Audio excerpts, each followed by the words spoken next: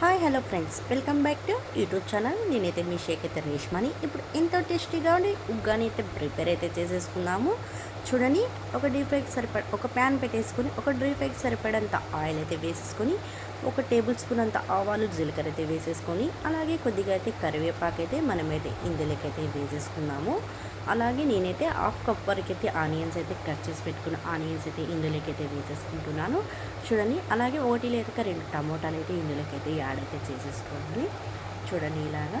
అలాగే half table spoon అంత salt అయితే ఇదైతే వేసేసుకొని పచ్చి వాసన పోయేంత వరకు 2 మినిట్స్ అయితే ఇలా అయితే గోల్డెన్ వైట్ కలర్లో వచ్చేంత వరకు అయితే మనమైతే వేయించుకొని, అలాగే ముందుగా పచ్చిమిర్చి అయితే గ్రైండ్ చేసేసి పెట్టి వేసుకున్నాం కదా, ఇందులోకైతే వేసేసుకొని పచ్చి వాసన పోయేంత వరకు అయితే మనమైతే వేయించుకోవాలి. అప్పుడే మనకి ఉగ్గాని అనేది 15 మినిట్స్లో అయితే ఎంతో ప్రిపేర్ అయితే అయిపోతుంది. చూడండి, హాఫ్ టేబుల్ స్పూన్ అంత సాల్ట్ అయితే ఇందులోకైతే వేసేసుకొని, చూడండి ఇదైతే గోల్డెన్ వైట్ కలర్లో వచ్చేంత వరకు అయితే మనము పొయ్యి అయితే స్లిమ్లో పెట్టేసుకొని బాగా అయితే ఇదైతే వేయించుకోవాలి.